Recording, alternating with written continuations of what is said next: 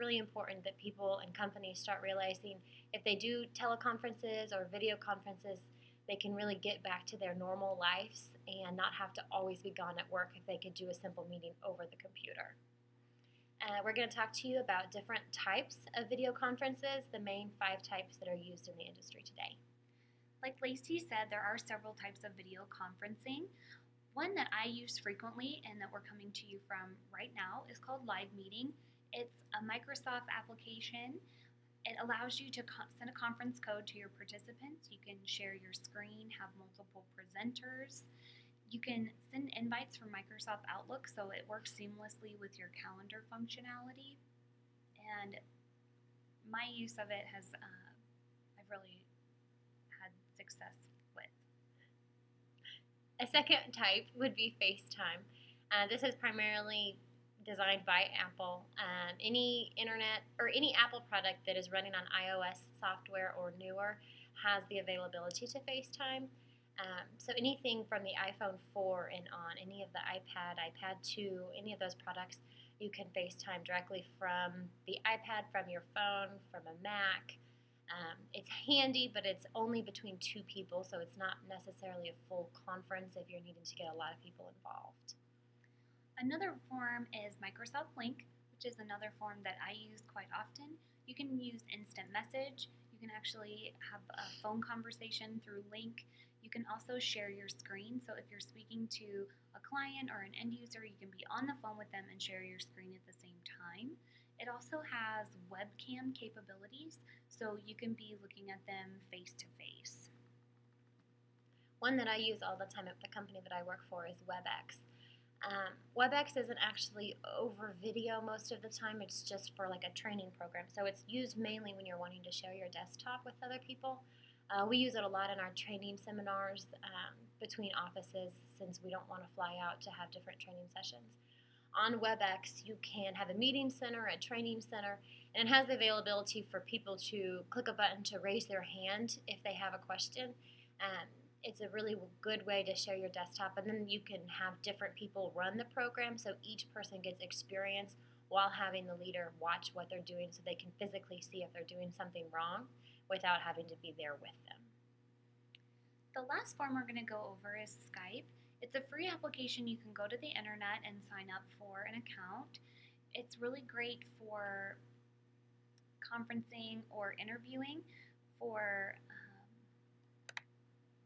potential employees that could be in another state. So it's much cheaper version than flying in potential employers. We just did a Skype interview with a potential coder in Atlanta last week. The next stuff that we're going to be going over is the prep work, stuff that you need to get done before actually having a video conference or a teleconference with somebody. The first thing you really should focus on is your appearance or your attire. It's very distracting if you're on a video conference and someone is wearing a really busy shirt or something that has a lot of patterns on it. It takes the focal point away from the person and what they're saying. So we suggest you wear a very neutral shirt, solid colors, pastel.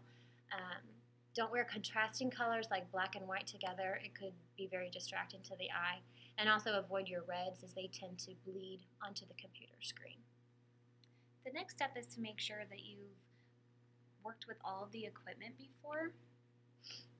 You need to be familiar with all of the equipment you're using and make sure you're completely comfortable. So if you need to run through your presentation a few times, that's always better than running into an error when you're transitioning through screens or your camera doesn't work or your microphone doesn't work. It's better to know how to use those things before your presentation rather than having your end users or your staff wait for you while you're trying to figure out your technical issues. Preparation of the meeting itself. Know exactly who you want in the meeting. Know if they know how to log on to the meeting so that you can get the meeting started on time rather than waiting for everyone to get logged in.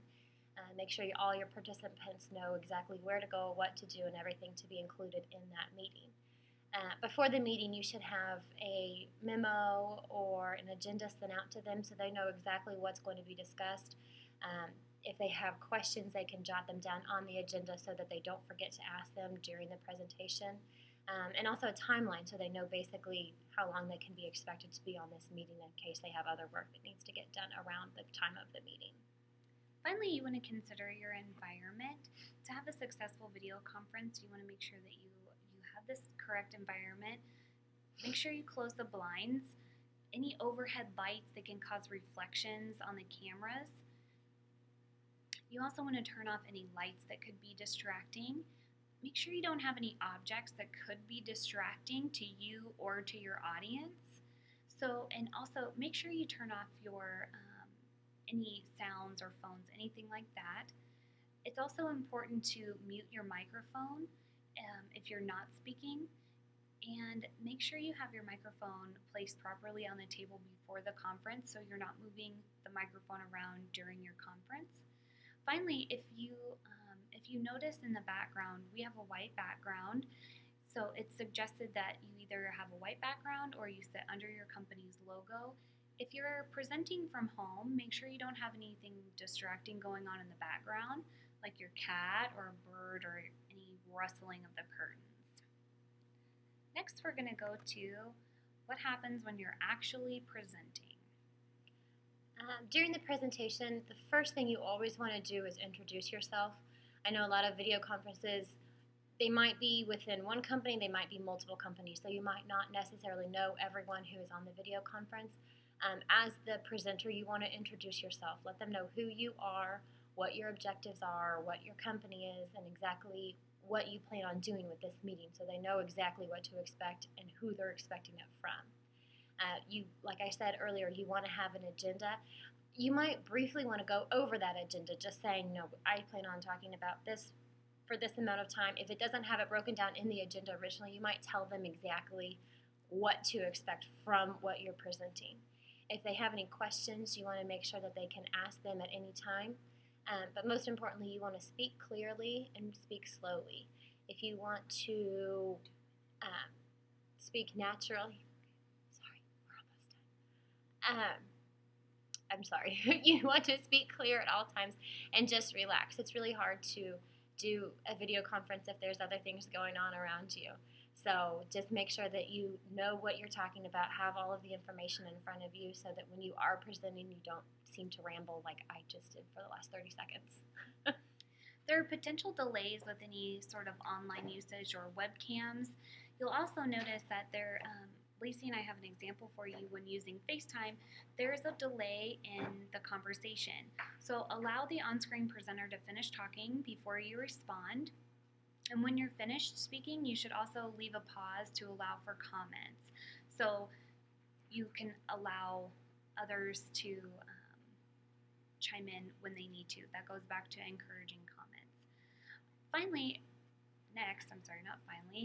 If you are not speaking, make sure that your microphone is on mute. Before you start presenting, make sure you unmute your microphone so everyone can hear you and you're not just lip talking. Microphone etiquette is always important. The microphones are often close to you, so you want to make sure you're not shuffling any papers, tapping your fingers, or clicking any pins. It could be distracting for you and for those watching the conference. Finally, at the end, you want to encourage questions. So once you're done presenting, it's always important to engage your audience, ask for any questions, and again, always try to account for any delays. Finally, if you're sharing any graphics across the screen, like what Lacey and I have been doing, if you have multiple presenters, make sure that only one presenter is sharing a graphic at a time so it's not confusing and the users know what to look at. So that wraps up our presentation. Please let us know if you have any questions, and we'd like to open up the floor right now. Thank you.